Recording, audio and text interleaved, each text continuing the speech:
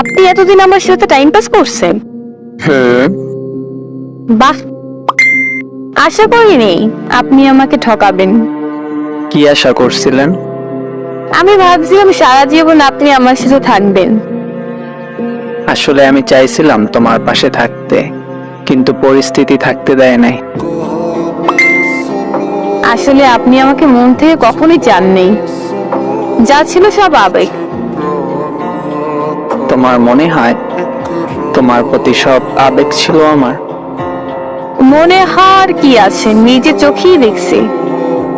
অনেক সময় চোখে যা দেখা যায় সব সত্যি হয় না। তা তো দেখলামই। আগামী 10 তারিখ আমার বিয়ে, আর আপনি কিছুই করতে পারলেন না। মাঝখানে একটা দিন পড়ে আছে। জি। জামাই কেমন দেখছো? দরকার নেই দেখার।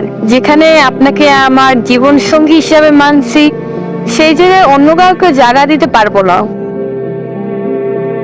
তুমি না দিলেও তো সে হয়ে যাবে তোমার জীবন সঙ্গী। কি করবা তখন?